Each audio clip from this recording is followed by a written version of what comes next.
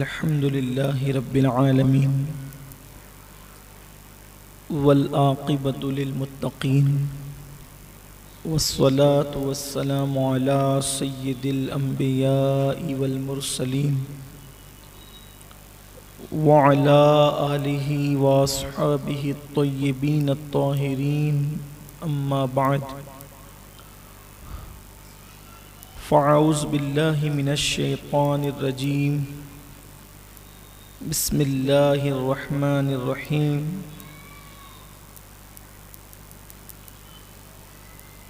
یا ایہا الذین آمنوا استعینوا بالصبر والصلاة ان اللہ مع الصابرین۔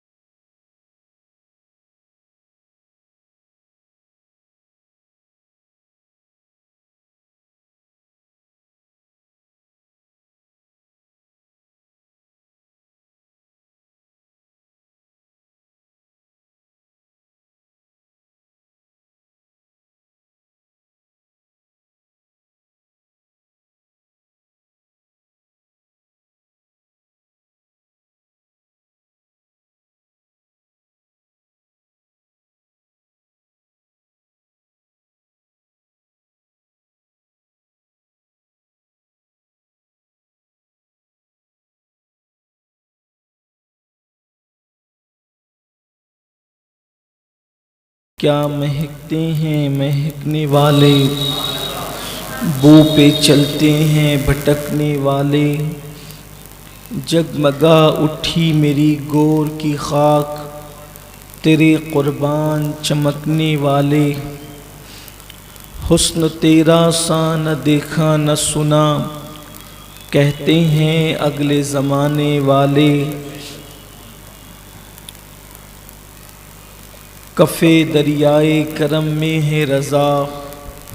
5 پھوارے چھلکنے والے، اور کیوں رضا آج گلی سنی ہے، اٹھ میرے دھوم مچانے والے۔ یہ مبارک ایام ماہ حرام، حرمت والا مہینہ جسے ماہ محرم شریف ہم کہتے ہیں، چل رہے ہیں، اور گزشتہ پورا عشرہ اللہ کی توفیق سے ہم لوگوں نے امام عرش مقام، امام ہمام، امام ذوی الاحترام، راکب دوش پیمبر،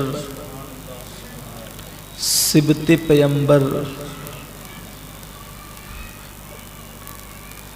سردار نوجوانان جنا،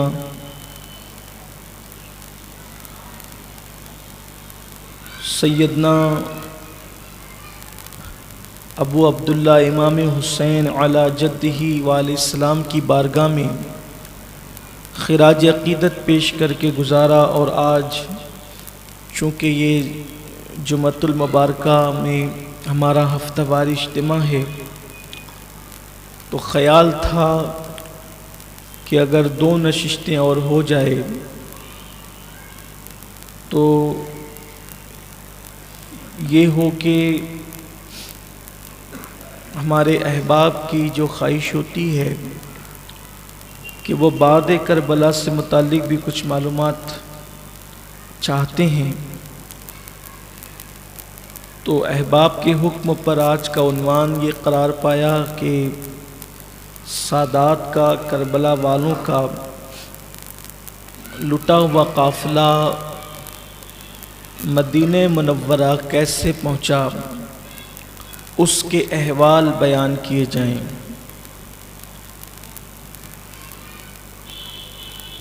تو کچھ سرسری طور پر ہم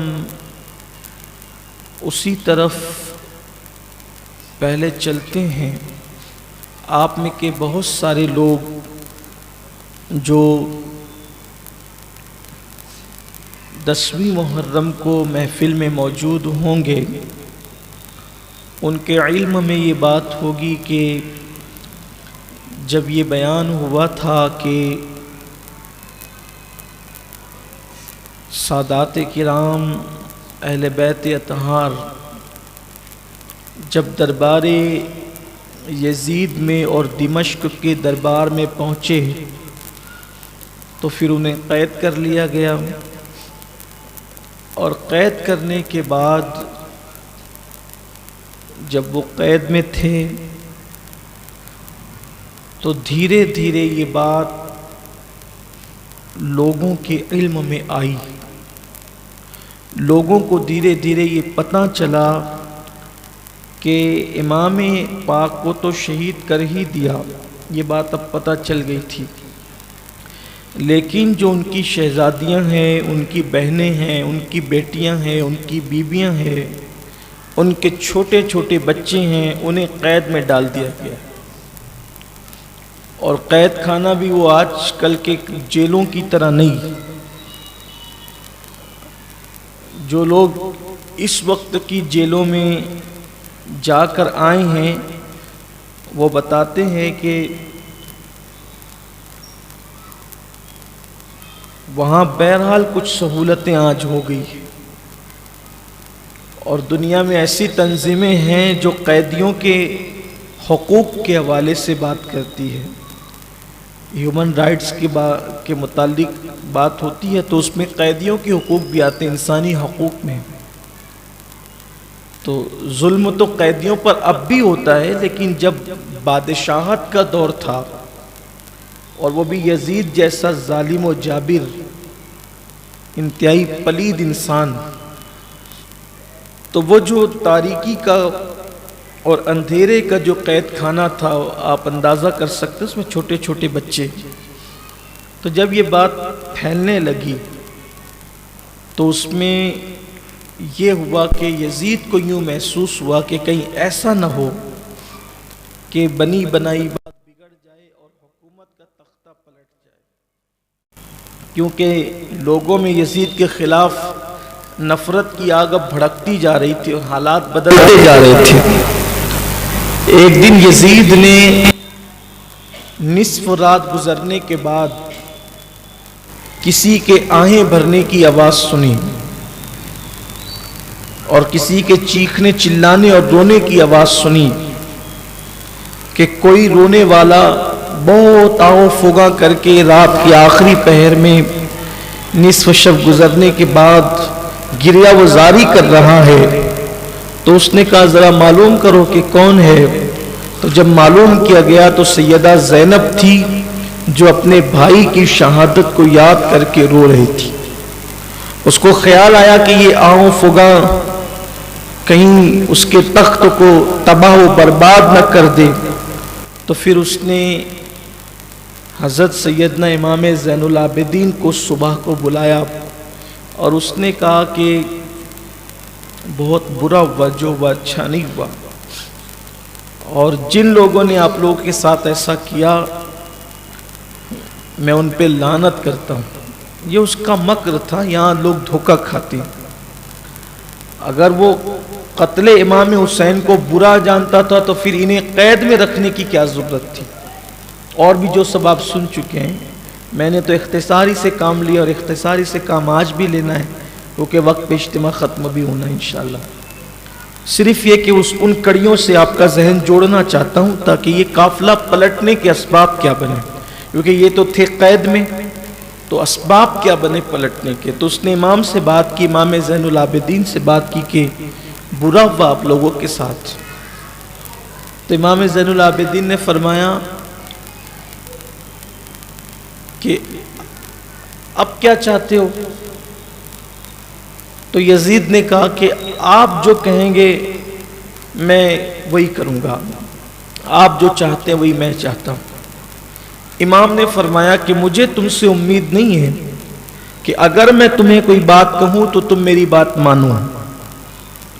تو اس نے کہا کہ میں آپ کو یقین دلاتا ہوں کہ آپ جو کہیں گے میں ماننے کے لیے تیار ہوں۔ تو امام نے فرمایا کہ میری کچھ شرطیں ہیں۔ میری پہلی شرط یہ ہے کہ جو میرے باپ امام حسین کا قاتل ہے، 72 لوگ شہید ہوئے وہاں، لیکن میرا مطالبہ پہلا یہ ہے کہ جو میرے باپ کا قاتل ہے اس کو آپ میرے حوالے کریں۔ پہلی شرط یہ ہے، جب آپ میرے باپ کے قاتل کو میرے حوالے کریں گے تو ازرو شرع، شریعت مطہرہ کے حکم کے مطابق میں اس سے بدلہ لوں گا، اسے قتل کروں گا۔ دوسری شرط میری یہ ہے کہ کل کا آنے والا دن جمعۃ المبارکہ کا دن ہے، تو جمعہ کے دن منبر پر مجھے خطبہ دینے کی اجازت دی جائے۔ اور تیسری شرط میری یہ ہے کہ میرے ابا اور جو شہداء کے سر آپ کے پاس ہے وہ میرے حوالے کر دیں آپ،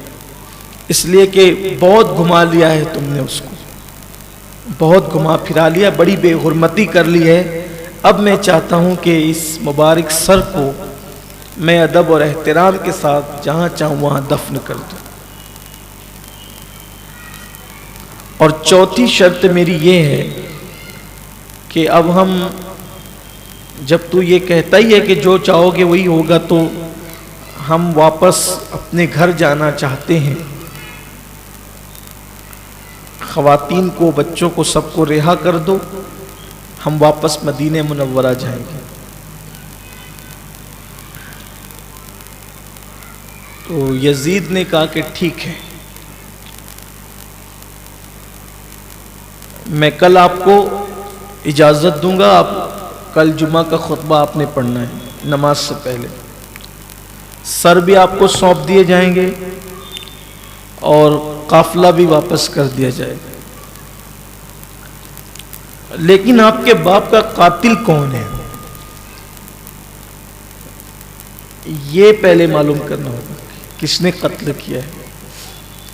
امام زین العابدین خاموش رہے، اس پر چپ رہے، اس لیے کہ آپ کو قیامت تک کے لیے حجت قائم کرنی تھی کہ اصل قاتل کون ہے، اور تاریخ اب یہاں پر وضاحت کرتی کہ اصل قاتل کون ہے۔ تو اس سے پہلے کہ جمعہ کی نماز سے پہلے خطبہ کا وقت آتا یا خطبہ ہوتا، یزید نے دربار لگایا، اور دربار لگانے کے بعد وہاں ابن زیاد کے سوا سب موجود تھے۔ عبید اللہ ابن زیاد چونکہ وہ تو کوفہ میں تھا، شمر تھا، سنان تھا،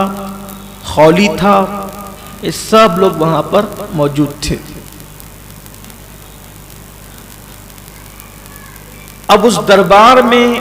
امام زین العابدین بھی موجود تھے، اور اب بیبیاں باپردہ، چونکہ چادریں ان کی لوٹا دی گئی تھی، بلکہ یزید نے یہ بھی کیا کہ جو ان کے زیورات لوٹے گئے تھے اس سے دگنا تگنا زیورات اس نے ان کو دے دیا تھا، اس لیے کہ اب وہ کچھ اور چاہتا تھا، ظلم تو بہت کر چکا تھا، واپسی کا معاملہ تھا۔ تو دربار میں جب یہ بات ہوئی کہ قاتل امام حسین کون ہے، کس نے قتل کیا امام کو، تو اس وقت یزید نے کہا جس نے بھی قتل کیا اس پر اللہ کی لعنت۔ تو کہا کہ قتل کرنے والا تو امام حسین کو سنان تھا، تو سنان نے کہا کہ میں لعنت کرتا ہوں امام حسین کو قتل کرنے والے میں، میں کیوں قتل کروں گا۔ اور کسی نے کہا کہ خولی تھا، تو خولی نے کہا کہ میں نادان ہوں کہ میں نواز رسول کو قتل کروں، میں لعنت کرتا ہوں قتل کرنے والے پر۔ آخری میں سارا معاملہ شمر پر آیا، اور شمر نے کہا، اور لوگوں نے کہا کہ شمر نے قتل کیا تھا۔ شمر اٹھ کر کے کھڑا ہوا، اس نے کہا کہ میں نادان ہوں جو میں امام حسین کا قاتل ہوں اور امام حسین کو قتل کروں۔ تو یزید بھڑک گیا، اس نے کہا اس نے نہیں کیا، اس نے نہیں کیا، اس نے نہیں کیا، تو کیا کس نے قتل؟ قتل تو امام حسین ہوئے ہیں لیکن قتل کیا کس نے؟ اب جو چونکہ شیمر تھا چرب زبان، وہ دربار میں اٹھ کے کھڑے ہو کر کے بولا کہ میں بتاتا ہوں کس نے قتل کیا۔ کہا کہ جس نے فوج بھیجی، جس نے دولت دی، جس نے مال دیا، جس نے لوگوں کو اکسایا، جس نے خط لکھ لکھ کر کے امام حسین کے خلاف جو وہ کہا کہ کربلا میں جاؤ، کربلا میں جاؤ، اور اس کے بعد خود جو ہے وہ اپنے محل میں شراب پیتے ہوئے بدمست ہاتھی کی طرح پڑا رہا، اور اب کہتا ہے کہ کون قاتل ہے اور کون قاتل ہے، تو جس نے یہ سب کیا وہی قاتل حسین ہے، اصل قاتل حسین وہی ہے اور اسی کو دینا چاہیے۔ یہ سننے کے بعد جو ہے وہ یزید شرمندہ تو ہوا، اس لیے کہ اصل معاملہ شمر نے یہ بات بیان کی، تو اس وقت وہ شمر پہ بھڑکا بھی، کہا کہ اب تو ہم پر یہی آئے گا، اور پھر اس کے بعد یزید نے بھی کہا کہ تم لوگ سب نکل جاؤ میرے دربار سے۔ تو شمر نے نکلتے ہوئے یہ کہا کہ اب تو یہی کہے گا نا کہ تم چلے جاؤ، کیونکہ تو نے تو ہم سے کام کروا لیا، تیرا کام ہی ختم ہو گیا۔ یعنی یہ بات ہوئی، یعنی کہ قدرت نے ان سب کو ننگا کیا اس دربار میں، اور قیامت تک کے لیے حجت قائم کر دی کہ یہ جو قتل کرنے والے یہ تو ہے ہی ہیں، بلکہ کسی شاعر نے کہا کہ کربلا کے اندر اصل قاتل وہ ہے کہ کمان جو ہے وہ ملک شام میں تھی اور اس کا تیر جو ہے وہ کربلا میں کام کر رہا تھا۔ تو یہ امام پاک نے حجت قائم فرمائی دربار یزید کے اندر، اور وہ خود دشمنوں نے اپنے منہ سے قبول کیا کہ اصل قاتل کون ہے، یعنی وہ بھی یہ مانتے تھے کہ یہ سب کیا دھرا کس کا ہے؟ یزید کا ہے۔ اب چونکہ وہ وعدہ کر چکا تھا امام کے پاس کہ میں قاتل کو آپ کے حوالے کروں گا، آپ جب ثابت ہو جائے گا، تو چونکہ کیا وہ اپنے آپ کو حوالے کرتا؟ سب تو ایک دوسرے پر لان تان وہاں کر رہے تھے، تو اس نے امام سے فرمایا کہ شہزادے زین العابدین، اب آپ کے باپ کے قاتل کا معاملہ رہنے دو، یہ شرط آپ کی میں پوری نہیں کر سکوں گا، البتہ یہ ہے کہ باقی کے 3 شرطیں پوری کروں گا۔ ایسے میں جمعۃ المبارکہ کی اذان سے پہلے نقارہ بجنے لگا۔ اس دور کا ایک وہ تھا کہ لوگوں کو متوجہ کرنے کے لیے نوبت بجائی جاتی، تو جب نوبت بجنے لگی تو یزید کے بیٹے نے امام زین العابدین سے مخاطب ہو کر کے کہا، دیکھ یہ کس کی نوبت بج رہی ہے، تیرے باپ دادا کی نوبت بج رہی ہے یا میرے باپ دادا کی نوبت بج رہی ہے؟ وہ جو نقارہ بج رہا تھا،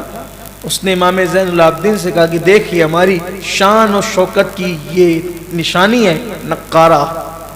جب وہ نقارہ بند ہوا تو اذان شروع ہوئی، اور اذان میں جب اشہد ان محمد رسول اللہ آیا تو امام زین العابدین نے کہا دیکھ یہ نوبت کس کی بج رہی ہے،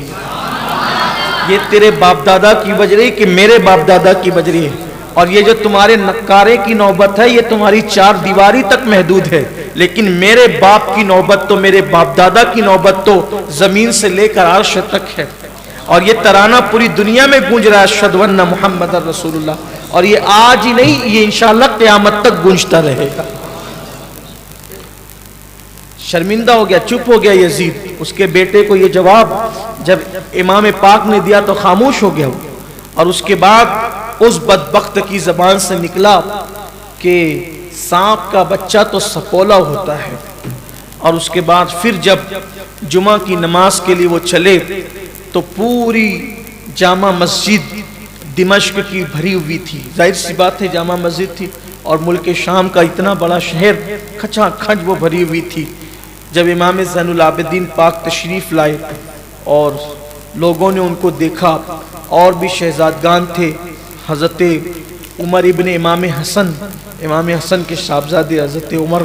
اور بھی جو شہزادے حضرت عباس کے صاحبزادے، یہ سب جو ننھے ننھے بچے تھے وہ سب تشریف لائے۔ آنے کے بعد جب بیٹھ گئے تو یزید کو ایسا لگا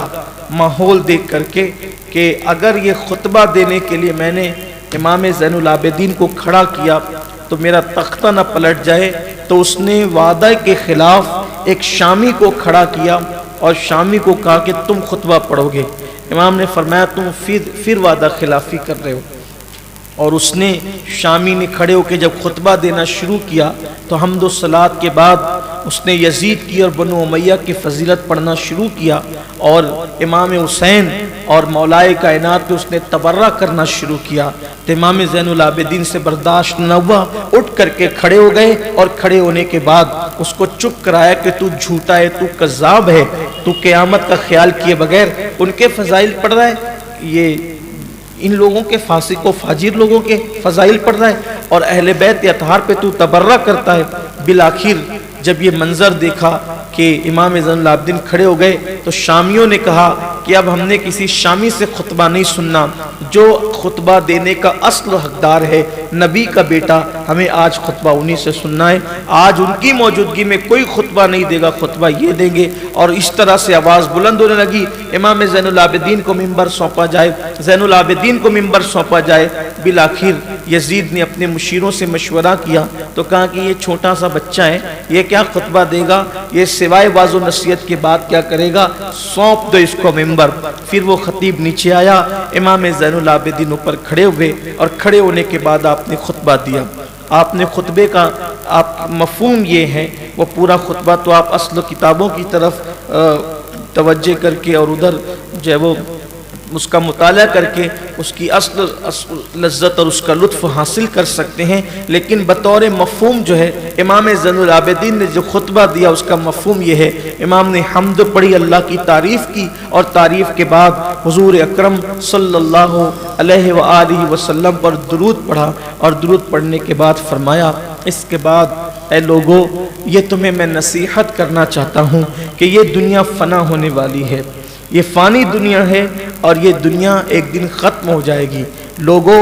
جو دنیا سے دل لگاتے ہیں وہ یاد رکھ لیں کہ قیمتی مکانات، قیمتی لباس،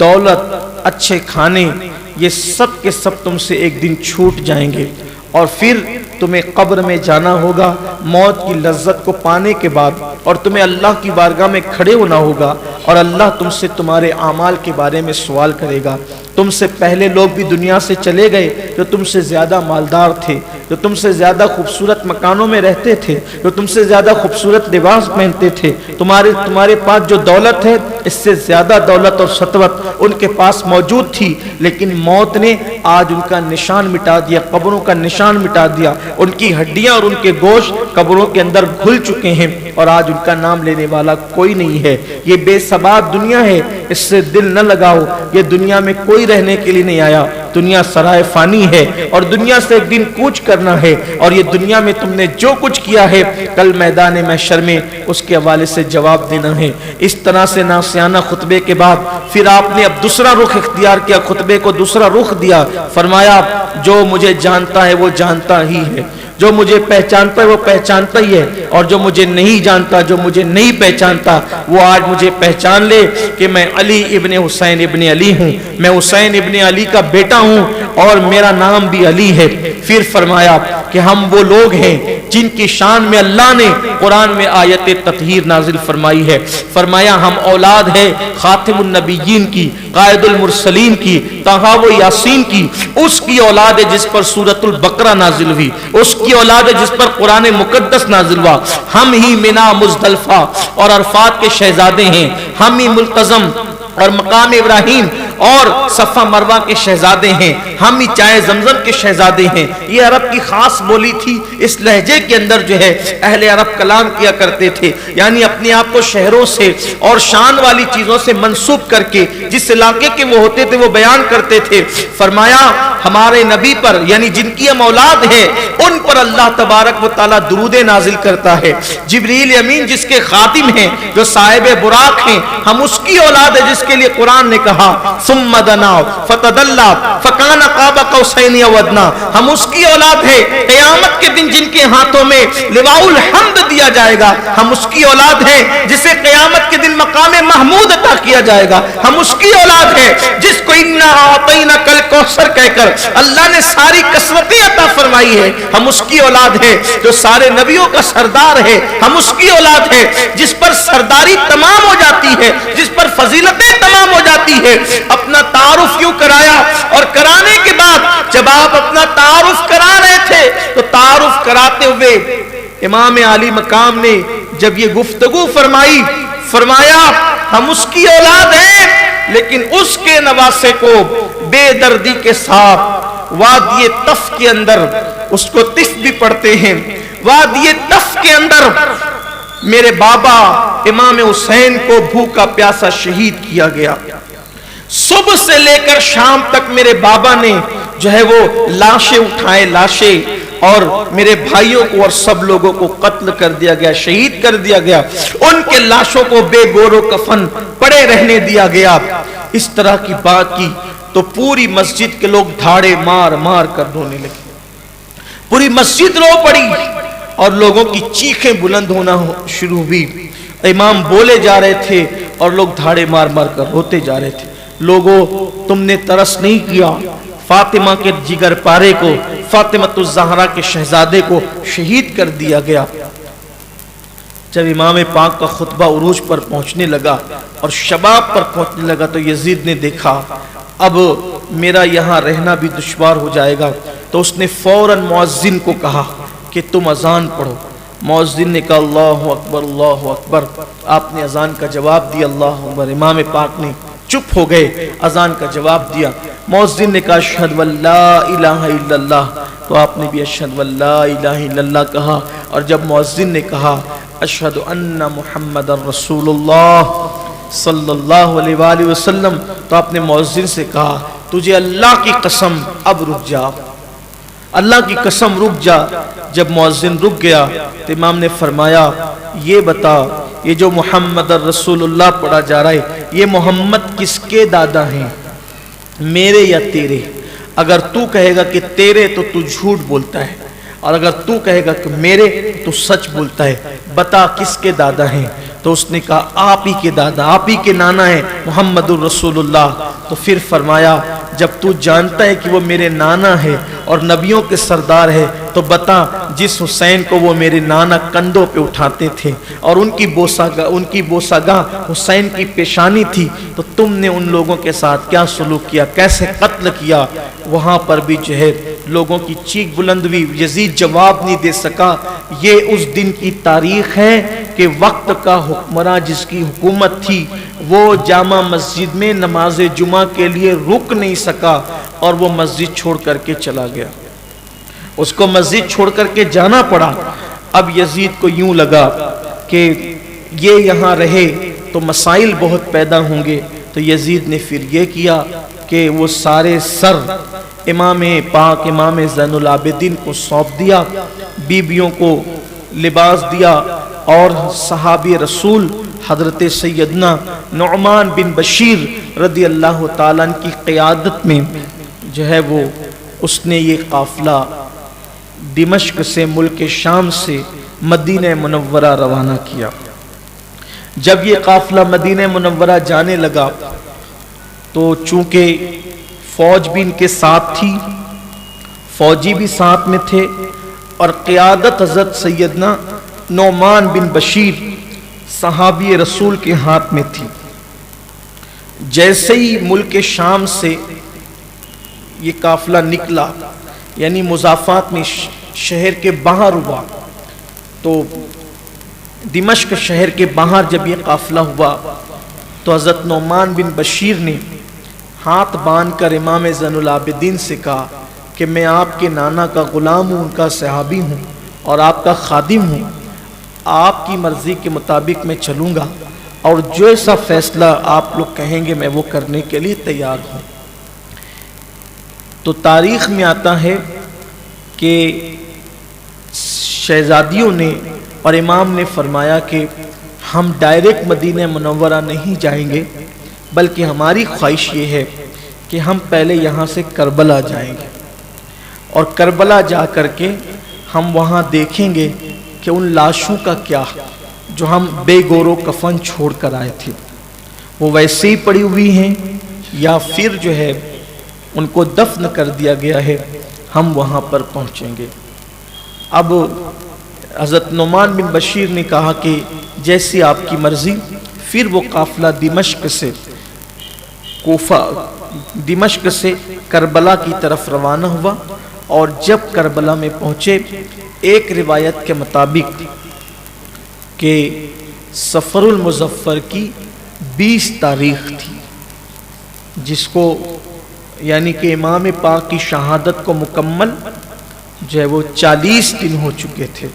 ایک روایت کے مطابق۔ حالانکہ جو دیگر مورخین ہیں وہ لکھتے ہیں کہ اس پورے سفر میں تقریباً کم و بیش 200 کے قریب دن گزر چکے تھے۔ یہ بعض لوگوں نے 235 دن کا بھی حساب لگایا ہے، تو میں نے تینوں روایتیں آپ کے سامنے پیش کر دی تاکہ جب آپ مزید اسٹڈی کریں گے، مطالعہ کریں گے تو آپ کے سامنے باتیں آئے گی۔ لیکن بعض لوگوں نے 20 سفر کا ذکر بھی کیا ہے، یعنی کہ بیان کرنے والوں کے مطابق جو دمشق میں قیام کی اور قید کی مدت ہے، جو 20 سفر بیان کرتے ہیں وہ صرف 10 دن ہے، 10 دن کی مدت ہے۔ لیکن جو دیگر واقعات مورخین کے پڑھتے ہیں تو ایسا لگتا ہے کہ کافی طویل عرصہ وہ دمشق کے قید خانے میں بھی گزرا۔ لیکن چونکہ مورخین کی آراء مختلف ہے تو میں نے آپ کے سامنے اقوال پیش کیے، نقل کر دیے، آپ اپنے ذوق کے مطابق اس پر تحقیق کریں، مزید پڑھیں تاکہ آپ کو اسلامی تاریخ کا اندازہ ہو۔ بہرحال جب وہ وہاں پہنچے کربلا میں تو انہوں نے دیکھا کہ سارے شہداء کی مزارات ایک ساتھ ہیں، اور جن کی شناخت دیہات والوں کو بھی تو جن کو پہچانا انہوں نے ان کو الگ الگ دفن کیا۔ وہی جو میں نے آپ کو پہلے بتایا کہ حضرت سیدنا حبیب ابن مظہر اور ایک روایت کے مطابق حبیب ابن مظاہر، یہ بھی صحابی رسول تھے اور امام حسین کے بچپنے کے دوست تھے، ان کی قبر الگ تھی۔ اسی طرح سے سارے شہداء کی قبریں ایک ساتھ، جس کو گنج شہیدہ کہا جاتا ہے، ایک ساتھ ان کی قبریں تھیں، اور حضرت امام علی اکبر، امام علی اصغر اور امام حسین کی وہ تینوں قبریں، علی اکبر پاک کی قبر پایتی میں تھی اور امام علی اصغر کو سینے پہ رکھ کے دفن کر دیا گیا تھا۔ تو جب وہاں پہنچے تو بڑی رقت ان پر طاری ہوئی، اس لیے کہ چند دنوں پہلے ہی وہ یہاں سے کوچ کر گئے تھے، اور وہاں پر بیویوں کی جو چادریں چھینی گئی تھی، ظاہر سی بات ہے پھر ان کو جو جو یاد آیا ہوگا، یہ تو ان کے اپنے تصورات، ان کے اپنے خیالات، ان کی اپنی فکر تھی۔ بہت روئی شہزادیاں، بہت روئی، اور شہزادوں نے بھی بہت آنسو بہائے۔ قبر سے لپٹ لپٹ کر سیدہ زینب پاک روتی تھی اور اپنے بھائی کے دکھ کو اور تکلیف کو یاد کرتی تھی۔ فرات کی لہروں کو جب اٹھتے ہوئے دیکھا تو پھر بچوں کی پیاس یاد آئی، علی اکبر کی لٹتی ہوئی جوانی یاد آئی، امام قاسم کی لٹتی ہوئی جوانی یاد آئی، اون و محمد کا بچپنا لٹتا ہوا یاد آیا، معصوم علی اصغر کی جیسی کلی کا مسلنا یاد آیا، اور وہ خیمے یاد آئے۔ سیدہ بار بار کہتی تھی یہی تو خیمے جلے تھے، یہی تو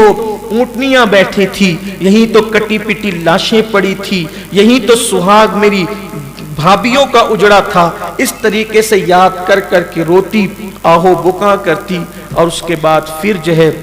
کہتے ہیں کہ انہوں نے چند راتیں، اور ایک روایت کے مطابق صرف ایک رات، بعض روایت کے مطابق چند راتیں اور بعض روایت کے مطابق پوری ایک رات انہوں نے وہاں پر اللہ کی عبادت کی اور قبروں پر حاضری دی، اور اس کے بعد پھر وہ لوگ سوئے حرم روانہ ہو گئے۔ وارثان حرم جب سوئے حرم کی طرف روانہ ہوئے تو اب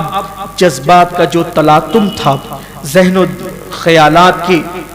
کے جو جذبات رہے ہوں گے، آپ جانتے ہیں جب آج کا کوئی انسان مدینہ منورہ کی طرف روانہ ہوتا ہے تو کس طریقے سے رہ رہ کر اس کو اپنے غم یاد آتے ہیں اور اپنی تکلیفیں یاد آتی ہے، اور انسان سوچتا ہے کہ جب رسول اللہ کے پاس جاؤں گا، اپنے آقا کے پاس جاؤں گا کہ تو سارے اپنے دکھڑے سناؤں گا، سارے اپنے حالات زندگی سناؤں گا، سارے اپنے غم اپنے محبوب کی بارگاہ میں پیش کروں گا۔ اس لیے کہ جب انسان مدینے جاتا ہے تو دل کہتا ہے کہ میں بے سہارا تو نہیں، میں تنہا تو نہیں، میں اکیلا تو نہیں، اس لیے کہ میرا سب سے بڑا چارہ ساز اور میری سانسوں کو جو ہے وہ سنبھالنے والا، میری آس، میرا سب کچھ تو مدینے والا ہے، تو میں جا کر کسی اپنے ہی کو اپنے دل کی بپتا سناؤں گا۔ کہنے والے نے کہا ہے کہ جب دور سے مسجد کے مینار نظر آئے، عاصی کو بخشش کے آثار نظر آئے، مجرم کو رہائی کے آثار نظر آئے، بلکہ جب حضور کا دیار پاک جیسے جیسے قریب آتا ہے تو دل کی دھڑکنیں تیز ہوتی جاتی ہے۔ بس یہی کیفیت ایک عام انسان کی ہے، ایک عام امتی کی ہے، جنہوں نے گود میں کھیلا ہوگا، جن کو حضور نے کھلایا ہوگا، اور حضور نے جن کو اپنے گھر میں پالا ہوگا، ان کے اپنے جذبات کا تلاطم کیا ہوگا۔ لکھنے والوں نے لکھا ہے، کہنے والوں نے کہا ہے کہ جیسے جیسے مدینہ طیبہ قریب آتا، ان کو اپنے پچھلے اپنا ماضی یاد آتا جاتا۔ گویا کہ سیدہ زینب، امام زین العابدین اور قافلے کے وہ لوگ جو شعور رکھتے تھے، یعنی نوجوان تھے، عمر میں بڑے تھے، وہ سوچتے تھے انہی منزلوں سے تو گزرے تھے، ساتھ قاسم بھی تھے، علی اکبر بھی تھے، اونو محمد بھی تھے، اور اسی طریقے سے نوجوان ساتھ تھے، بھرا پورا قافلہ ساتھ لے گئے تھے، اور جب واپس لوٹ رہے ہیں تو چند لوگ ہیں، اور ان کے چہرے کا حال بھی یہ ہے کہ چہرے پیلے پڑ چکے ہیں، آنکھیں سونی سونی ہیں، آنسو خشک ہو چکے ہیں۔ حالت یہ ہے، اللہ اکبر، جیسے جیسے مدینہ منورہ قریب آتا ہے، جذبات کا تلاطم جو ہے وہ بڑھتا چلا جاتا ہے، حتیٰ کہ اب کھجور کے درخت نظر آنے لگے، مدینہ طیبہ کا نخلستان نظر آنے لگا، اور پھر اب جو آنکھیں خشک ہو چکی تھی، رو رو کر وہ آنکھیں پھر سے برسنے لگی، اور دل میں گویا کے خیال آتے ہوں گے کہ جائیں گے تو نانا کو حال دل سنائیں گے، کربلا میں کیا ہوا، کیسے کیسے سلوک کیے گئے، کلمہ پڑھنے والوں نے کیسا انجام کیا، کیسے حالات کیے، جا کر کے ساری باتیں پیش کریں گے۔ بس یہ قافلہ مدینہ منورہ سے ایک منزل پر تھا، کسی دیکھنے والے نے دیکھا اور پوچھنے والے نے پوچھا یہ لوٹا پٹا مسافروں کا قافلہ کیسا؟ تو حضرت نعمان بن بشیر کو پہچانا، پوچھا نعمان اس لٹے پٹے قافلے کی قیادت تم کر رہے ہو اور انہیں کہاں لے جا رہے ہو، یہ کون لوگ ہیں؟ تو بتایا گیا امام شہید ہو گئے ہیں، اور امام عالی مقام علی جدہ والی سلام جو ہے وہ ان کا یہ لٹا ہوا قافلہ ہے۔ بعض مورخین نے لکھا کہ جو سر لے کر وہ چلے تھے انہوں نے اس کو کربلا ہی میں دفن کر دی۔ ایک روایت تو یہ، دوسری روایت یہ ہے جس کو بہت سارے علماء اہل سنت نے لکھا، اور بالخصوص علامہ ارشد القادری رئیس القلم رحمۃ اللہ علیہ نے یہ جو لکھا کہ امام زین العابدین نے کہا کہ ہم اسے کربلا میں دفن نہیں کریں گے، بلکہ ہم اس کٹے ہوئے سر کو اپنے نانا کو لے جا کر کے دکھائیں گے۔ یعنی کہ جو ثبوت ہے، ثبوت شہادت حسین کا ثبوت ہم زبانی پیش نہیں کریں گے، بلکہ قاتل کے خلاف ڈائریکٹ مقتول ہی کو لے جا کر کے اپنے نانا کی عدالت میں پیش کریں گے۔ تو وہ جو سر کٹے ہوئے تھے وہ بیبیوں نے اپنے سینوں سے لگا لیے، قافلے والوں نے اپنے سینوں سے لگا لیے، اور وہ کٹے ہوئے سر لے کر کے مدینہ منورہ کی طرف چلے۔ اونٹنی سوار کو جب پتا چلا کہ امام شہید ہو گئے اور ان کا لٹا ہوا قافلہ اور کٹے ہوئے سر ساتھ آ رہے، سوچو کیسی دقت، تصور میں لاؤ وہ حالات کہ امام حسین کا اور شہداء کا، حتیٰ کہ معصوم علی اصغر کا وہ ننھا سا چھوٹا سا کٹا ہوا سر جب لوگوں کے پاس ہوگا تو اس وقت دیکھنے والوں پر کیا کیفیت ہوگی، رقت کا عالم کیا ہوگا، حالات کیسے ہوں گے۔ لیکن شرط اور حالات اتنے تھے کہ وہ سروں کو اپنے سینے سے لگا کر سب تو لٹ گیا تھا، بس یہی ایک دولت تھی وہ مدینہ منورہ کی طرف جا رہے تھے، اونٹنی سوار نے جب یہ منظر دیکھا اس نے جا کر پورے مدینہ طیبہ میں اعلان کر دیا، لوگوں امام حسین کا لٹا ہوا قافلہ میں نے دیکھا ہے کہ وہ واپس آ رہا ہے اور کٹے ہوئے سر ان کے پاس موجود ہیں، یعنی کہ ثبوت بھی ساتھ میں ہے کہ وہ سر کاٹ دیے گئے ہیں۔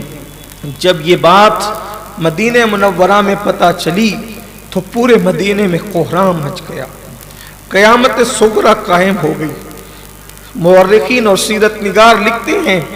کہ ام المومنین ام سلمہ رضی اللہ تعالیٰ عنہ فرماتی ہیں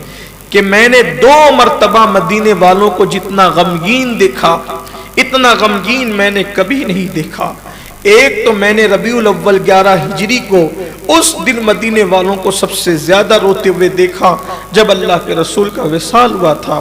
اور دوسری مرتبہ اس وقت جب حسین کا لٹا ہوا قافلہ کٹے ہوئے سروں کے ساتھ آیا تھا تو میں نے اتنا دیکھا کہ یوں لگتا تھا کہ قیامت صغریٰ قائم ہو گئی۔ میں نے دیواروں سے رونے کی آواز سنی، میں نے جناتوں کی رونے کی آواز سنی۔ ام المومنین فرماتی ہیں جنات نوحہ کرتے تھے جب مدینہ منورہ میں وہ لٹا ہوا قافلہ آیا۔ سیدانیاں جیسے مدینہ طیبہ میں داخل ہوئی، پردہ نشین عورتیں اپنے گھروں سے باہر آ گئی، لوگ مسجد نبوی شریف میں آگے ہجوم ہو گیا، اور حضرت محمد بن حنفیہ اس وقت بہت بیمار تھے، اٹھنے کی کوشش کرتے مگر بیٹھ جاتے۔ اس کے بعد ام المومنین ام سلمہ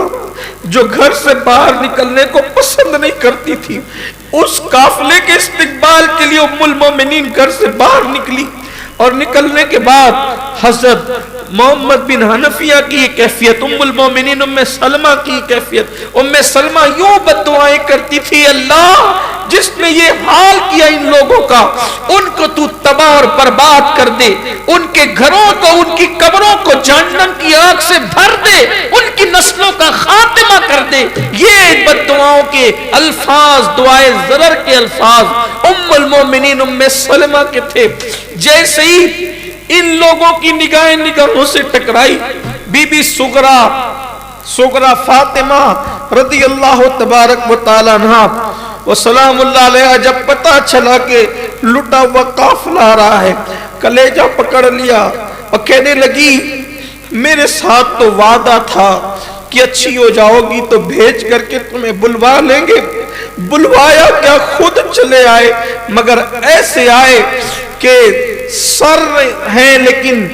تن نہیں ہیں، تن کہیں اور چھوڑ گئے۔ بی بی صغریٰ کا رونا الگ تھا۔ یہ پورا قافلہ لوگوں نے کہا گھر چلے، لوگوں نے کہا گھر چلے۔ امام نے فرمایا، بی بی زینب نے فرمایا نہیں ہم گھر نہیں جائیں گے، اس لیے کہ حسین کی وصیت تھی جب مدینے جانا تو پہلے نانا کو کے پاس جانا اور نانا کی بارگاہ میں حاضری دینا، اور حاضری دے کر کے نانا کو بتانا کہ نانا جان آپ کی کلمہ پڑھنے والوں نے ہمارے ساتھ سلوک کیا کیا۔ کہتے ہیں کہ جب وہ کٹا ہوا سر لے کر امام زین العابدین حضور اکرم صلی اللہ علیہ وآلہ وسلم کے مزار اقدس پر حاضر ہوئے تو اس وقت امام زین العابدین جو صبر و رضا کا پیکر بنے ہوئے تھے، نانا کی مزار پر نظر پڑتے ہی پھوٹ پھوٹ کر رونے لگے اور کہتے تھے نانا آپ کے حسین نے آپ کو آخری مرتبہ سلام کہا تھا اور وہ سلام کی امانت مجھ تک پہنچائی تھی تاکہ میں وہ امانت آپ تک پہنچا دوں۔ اور پھر امام زین العابدین اور سیدہ پاک نے جو کربلا کے احوال بیان کی وہ یہ کہ نانا جس حسین کو آپ کندھوں پہ بٹھاتے تھے اس حسین کو گھوڑوں کے پاؤں تلے کچلا گیا، جس کے لیے جنت سے جوڑے منگاتے تھے اس کو کفن بھی تک نہ دیا گیا، اس کو بے گور و کفن چھوڑ دیا گیا، اس کے بچوں کو ترسایا گیا پانی کے قطرے قطرے کے لیے، اس کی بیویوں کا سہاگ اجاڑا گیا، خاک میں ملایا گیا۔ جس وقت یہ باتیں وہ بیان کرتے تھے مدینے والوں کی آوازیں چیخیں بلند ہوتی جاتی تھی۔ مورخین لکھتے ہیں کہ بیان کیا گیا، سرکار کی بارگاہ میں عرضیاں پیش کی گئی، رونے والے روتے رہے، جناتوں کی رونے کی آوازیں آئی، دیواروں سے رونے کی آوازیں آئیں، فرشتوں کی ایسا لگتا ہے کہ چیخیں نکل گئی ہوگی، رونے والوں نے بہت رویا، ایسا لگتا تھا کہ مدینہ منورہ میں کہیں قیامت قائم نہ ہو جائے۔ بعض بزرگوں نے فرمایا کہ ان لوگوں کی یہ داستان غم سن کر حضور اکرم صلی اللہ علیہ وآلہ وسلم کی قبر پر بھی اثرات دیکھے گئے۔ ان کے حالات سن کر بالآخر وہ قافلہ وہاں سے نکلا، اور وہاں سے نکل کر بی بی سیدہ پاک سیدہ فاطمہ الزہرا کے مزار اقدس پر حاضر ہوا، اور پھر سیدہ پاک کے مزار پہ جانے کے بعد وہاں بھی حالات پیش کیے گئے، اور پھر بالآخر امام زین العابدین نے سارے سروں کو امام حسن اور سیدہ فاطمہ الزہرا کے قدموں میں دفن کر دیا۔ یہ دوسری روایت ہے سروں کی تدفین کی۔ ایک تو یہ ملک شام، بعض لوگ ملک شام کے متعلق بھی کہتے ہیں کہ شام میں دفن کیے گئے۔ میں جب ملک شام گیا تو میں نے وہاں پر 72 سروں کی قبریں دیکھی، وہاں بھی ہے۔ بعض لوگ کہتے ہیں کربلا میں دفن ہوئے، بعض کہتے ہیں کہ وہ سر مدینہ منورہ میں لے جا کر سیدہ فاطمہ الزہرا کے قدموں میں دفن کیے گئے، جہاں پر امام حسن پاک کا مزار ہے اور سیدہ پاک کا مزار۔ اس وقت تک یہ دو ہی مزار تھے، اور آج کی تاریخ میں وہیں پر امام زین العابدین کا مزار ہے، امام محمد باقر کا مزار ہے، حضرت امام جعفر صادق کا مزار ہے۔ اس طرح سے یہ 4 مزار سیدہ فاطمہ الزہرا رضی اللہ تعالیٰ عنہ کے قدموں میں ہوتے ہیں، اور سر امام حسین اور شہداء کے سر۔ لیکن ایک بات اور بھی ہے، 3 روایتیں ہوگی، ملک شام کی، کربلا کی، مدینہ منورہ کی۔ چوتھی روایت یہ ہے کہ امام علی مقام کا سر انور جس وقت پھرایا جا رہا تھا ملک شام کے آس پاس، تو پھر وہ سر بعد میں یزید نے اپنے خزانے میں رکھ لیا۔ اس سر کے متعلق یہ ہے کہ اس نے اپنے خزانے میں رکھ لیا، اس کو دفن ہونے نہیں دیا۔ اس کی تمنا یہ تھی کہ وہ سر مبارک کو جب کئی دن گزریں گے اور تو جیسے اور لوگوں کے جسم سے بدبو آتی ہے، وہ سڑتا ہے، تو اس طریقے کے کچھ حالات اس سر پر بھی پیش آئیں گے۔ لیکن ایسا نہیں ہوا، بلکہ جیسے جیسے دن گزرتے گئے اس سر مبارک کا خون بھی تازہ رہا اور اس سے مشک کی خوشبو آتی تھی۔ تو جب یزید مر گیا، یزید مرنے کے بعد پھر مروان کی حکومت آئی،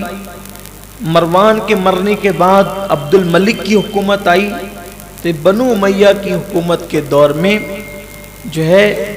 ایک شخص نے بھاری قیمت دے کر ان سروں کو حاصل کیا، کسی حکمران نے ہی، اور حاصل کرنے کے بعد اس کو لے جا کر کے مصر میں دفن کیا۔ وہ والی مصر تھا،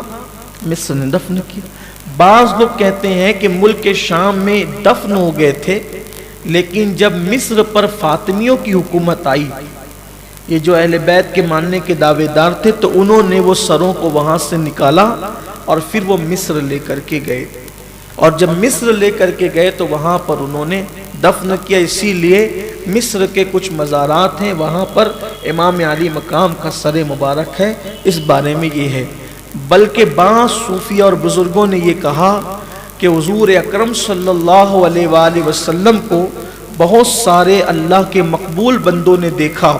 تو دیکھ کر کے پوچھا، یا رسول اللہ صلی اللہ علیہ وآلہ وسلم، اگر ہم امام حسین کے سر اقدس کی زیارت کرنا چاہیں تو کہاں جا کر زیارت کریں؟ کیونکہ کوئی کہتا ہے ملک شام، کوئی کہتا ہے مدینہ منورہ، کوئی کہتا ہے کربلا شریف۔ کربلا میں تو جسم ہے، تن ہے، لیکن سر انور کی زیارت کرے تو کہاں جا کر کریں؟ تو سرکار نے حکم فرمایا کہ تم مصر جاؤ، وہیں پر حسین کا سر ہے۔ تو وہ صوفیہ اور بزرگوں نے وہاں جا کر امام علی مقام کے سر اقدس کی زیارت کی، یعنی کہ بعض اہل کشف اور صوفیہ نے اس طرف زیادہ زور دیا ہے، واللہ تعالی عالم۔ پھر اس کے بعد اس سر انور کو بھی میں تاریخی روایت پڑھ رہا ہوں، وہاں جنت البقیع میں دفن کرنے کے بعد پھر جو ہے وہ حضرات اپنے اپنے گھروں کو تشریف لے گئے۔ اہل بیت اطہار ان کے تو وہاں پر مکانات تھے پہلے سے، وہ اپنے گھروں میں تشریف لے گئے، اور پھر اس کے بعد سیدنا امام زین العابدین کی اور اکثر لوگوں کی کیفیت یہ رہی کہ وہ نہ مسکرائے، بلکہ سیدہ زینب پاک بھی پوری زندگی کبھی نہیں مسکرائی۔ سیدہ زینب پاک کی زندگی پر کبھی گفتگو ہوگی، لیکن واقعہ کربلا کے بعد ایسا ہوا کہ آپ اپنے شوہر حضرت عبداللہ ابن جعفر طیار، یہ بھی خاص بات ہے کہ جب حضرت عبداللہ ابن جعفر طیار سیدہ زینب کے شوہر نامدار، ان کو جب پتہ چلا کہ میرے دونوں بیٹے اون و محمد بھی شہید ہو گئے، تو کہتے ہیں نا کہ جو مزدور اور غلام لوگ ہوتے ہیں وہ چمچہ گیری زیادہ کرتے ہیں، تو جو غلام تھے آپ کے، ان غلاموں میں سے غلام نے کہا کہ حسین کی وجہ سے آپ کے بیٹے بھی قتل ہو گئے، آپ کے بیٹے کو قتل کروا دیا حسین نے۔ حضرت عبداللہ بن جعفر طیار نے جوتا اٹھایا اور جوتا پھینک کر کے اس کو مارا اور کہا کہ بدبخت، تو امام حسین کے بارے میں ایسی بات کہتا ہے؟ یہ تو اللہ کا شکر ہے کہ میرے دونوں بیٹے حسین کے قدموں پہ شہید ہو گئے اور اللہ نے مجھے سرخ رو کر دیا۔ میں یہ سوچتا ہوں کہ کاش میں بھی ہوتا تو حسین پر اپنی جان کو قربان کر دیتا، اور اللہ نے حسین کے غم میں مجھے شریک کر لیا، اس بات پر میں اللہ تبارک و تعالیٰ کا شکر ادا کرتا ہوں۔ یہ بات آپ نے فرمائی۔ تو حضرت سیدہ زینب واقع کربلا کے بہت دنوں کے بعد جب ملک شام گئیں، کسی وجہ سے سفر آ گیا، آپ کو کسی سبب سے ملک شام کا سفر کرنا پڑا، تو سیدہ زینب جب شوہر کے ساتھ وہی احترام، وہی تعظیم، وہی پردہ، وہی سارے تحفظات کے ساتھ جب سفر کرتی ہے اور کوئی اطلاع کرتا ہے کہ شام کا ملک آنے والا، یعنی دمشق شہر آنے والا ہے، ملک شام میں دمشق شہر آنے والا ہے، تو وہ دمشق میں جو سیدہ کو بغیر چادر کے پورے تمام بیویوں کے ساتھ جو گھمایا گیا تھا اور ان کی حرمت کو، ان کی عظمت کو نگاہ میں رکھے بغیر ان لوگوں کو جو بے پردہ کیا گیا تھا، تو سیدہ زینب کو جب وہ تصور اور وہ خیال آیا، وہ جو گھمانے کا خیال آیا، ایسا ہوتا ہے نا کہ کوئی چیز دیکھنے کے بعد انسان ماضی میں چلا جاتا ہے، تو سیدہ زینب کو وہ خیال آتے ہی اتنی دکھی ہوئی اور اتنے صدمے میں گئی کہ اس صدمے کی تاب نہ لا کر آپ نے دمشق شہر میں قدم رکھنے سے پہلے ہی انتقال فرمایا۔ یعنی سوچیں آپ کو کتنی اذیت دی گئی ہوگی۔ بلکہ مورخین لکھتے ہیں کہ کسی نے سیدہ زینب سے پوچھا تھا کہ بی بی یہ بتائیں کہ آپ کو دمشق کے بازار میں کس دروازے سے داخل کیا گیا تھا؟ تو بی بی فرماتی تھی کہ انہوں نے مجھے ہر دروازے سے گھما کر کے بازار میں لایا، یعنی ایک دروازے سے نہیں، ہر دروازے سے، جو اتنے بازار کے جتنے دروازے ہوتے ہیں ہر دروازے سے ہمیں گھما کر لاتے تھے اور ہمیں پھراتے تھے۔ سیدہ پاک کو اتنا صدمہ ہوا کہ آپ تاب نہ لا کر دمشق شہر کے آتے ہی انتقال فرما گئی، اور دمشق شہر کے باہر سیدہ زینب رضی اللہ تعالیٰ عنہ کو دفن کیا گیا۔ آج اس مقام کو زینبیہ کہا جاتا ہے، زینبیہ کہا جاتا ہے۔ وہ دمشق شہر سے مضافات میں، جیسے ہمارے شہر سے لگ کر کے چھوٹے چھوٹے علاقے، تو ویسے ہی جو ہے وہ شہر سے باہر، اب تو شہر میں ہی وہ ہو گیا ہے، لیکن تھوڑا سا شہر سے وہ باہر کا علاقہ ہے، اس کو زینبیہ کہا جاتا ہے۔ وہاں آپ جب جائیں گے تو آپ وہاں پر جب پہنچیں گے تو آپ کو ایسا نہیں لگے گا کہ آپ سیدہ زینب کے مزار پہ کھڑے ہیں یا سیدنا امام حسین کے مزار پہ کھڑے، دونوں میں بہت فرق محسوس نہیں ہوتا۔ میرا قیام تقریباً زینبیہ میں اللہ کے کرم سے 8 دن تک رہا۔ میں نے 8 دن وہاں قیام کیا، رات کے اکثر حصے میں وہیں پر سیدہ پاک کی بارگاہ میں بیٹھا رہتا۔ میری 8 راتیں بڑی خوبصورت زندگی کی وہ راتیں ہیں جو اللہ تعالیٰ نے مجھے توفیق عطا فرمائی کہ وہاں پر میری حاضری ہوئی۔ بڑی رقت طاری ہوتی ہے، اور جو لوگ سیدہ زینب پاک کی زندگی کو جانتے ہیں تو ان پہ تو مزید ایک عجیب سی کیفیت طاری ہوتی ہے۔ بڑا عظیم مقام ہے۔ اللہ تعالیٰ آپ کو ہم سب کو اس در اقدس کی حاضری کی سعادت عطا فرمائے۔ پھر امام زین العابدین رضی اللہ تبارک و تعالیٰ عنہ کے احوال انشاءاللہ تبارک و تعالیٰ کسی اور موقع پر عرض کیے جائیں گے، بس مختصر اتنا تاکہ آپ کو کچھ معرفت نصیب ہو جائے امام زین العابدین پاک کے حالات کی، کہ پھر کربلا کے بعد امام زین العابدین ہر دن روزے سے رہتے اور پوری رات عبادت کرتے، نوافل پڑھتے، حتیٰ کہ جب روزہ افطار کرتے وقت آپ کے سامنے پانی رکھا جاتا اور آپ کے سامنے کھانا رکھا جاتا، پھر آپ کو کربلا یاد آ جاتی اور آپ کھانے اور پانی کو دیکھ کر اتنا روتے کہ روتے روتے بے ہوش ہو جاتے۔ آپ اتنا روتے کہ روتے روتے بے ہوش ہو جاتے کربلا کو یاد کر کے۔ حالانکہ جب وہ قافلہ مدینہ منورہ آیا تو حضرت ام سلمہ اتنا روئی کہ وہ بھی روتے روتے بے ہوش ہو گئی۔ کئی مرتبہ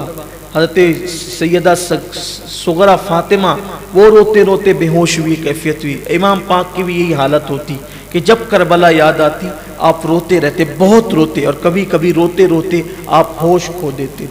بہت کم لوگوں سے بات چیت کرتے، بہت کم لوگوں سے گفتگو کرتے۔ پھر ایسے حالات ہوئے، لوگ آپ سے آ کر باتیں کرتے۔ بعض لوگوں نے آ کر کے کہا امام جو کچھ آپ لوگوں کے ساتھ ہوا بہت غلط ہوا، ہم یہ چاہتے ہیں کہ آپ لوگوں کے ساتھ بہت غلط کیا گیا، ہم نے یزید کو چھوڑ دیا، آپ ہاتھ بڑھائیں، ہم آپ کے ہاتھ پہ بیعت کریں گے، آپ اٹھیے، آپ ہمارے امام ہیں، اور یزید کی حکومت ختم ہوگی، آپ حکومت کیجئے، پورے دنیا میں جہاں جہاں اسلامی حکومت ہے وہ سب آپ کو امیر مان لیں گے۔ امام نے فرمایا نہیں،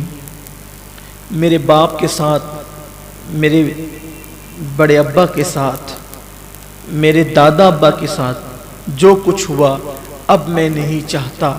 کہ وہ کچھ آپ ہمارے ساتھ کریں۔ میں نے دنیا سے کنارہ کشی کر لی ہے اور میں گوشہ نشین ہو گیا ہوں، اور اب میں جو ہے وہ دنیا کی طرف واپس لوٹنا نہیں چاہتا۔ آپ ہر ایک سے ملتے بھی نہیں، ہر ایک سے بات چیت بھی نہیں کرتے، بہت کم لوگوں سے ملتے اور بہت کم لوگوں سے گفتگو فرماتے۔ اکثر روایات کربلا کی یا تو سیدنا امام زین العابدین نے بیان کیا یا پھر سیدنا حضرت سیدہ زینب پاک نے بیان فرمایا۔ اکثر روایات ان لوگوں نے بیان فرمائی، کچھ باتیں سیدہ سکینہ کی بھی بیان کردہ ہیں، اور امام محمد باقر نے حضرت امام زین العابدین کے چونکہ وہ بڑے بیٹے ہیں تو انہوں نے اپنے بابا سے سنا تو امام محمد باقر نے بھی اس کو بیان فرمایا۔ آج کل امام محمد باقر کی روایات کو لوگ بڑی اہمیت دے کر کے یہ کہتے ہیں کہ انہوں نے یہ بیان کیا، یہ بیان کیا، یہ بیان کیا، لیکن یہ بات آپ کو بتا دوں، عبداللہ بن خالد نام کا ایک شخص ہے جو کربلا کی اکثر روایتیں امام محمد باقر کے نام سے بیان کرتا ہے، لیکن عبداللہ بن خالد کے نام سے یا خالد بن عبداللہ کے نام سے جو بھی روایتیں امام محمد باقر کی طرف سے بیان کی جاتی ہے، چونکہ یہ شامی تھا اور یہ حرم پاک کے منبر پہ بیٹھ کر مولا علی کو گالیاں دیتا تھا، تو یہ شخص بیان کرتا ہے واقعات کربلا امام محمد باقر سے،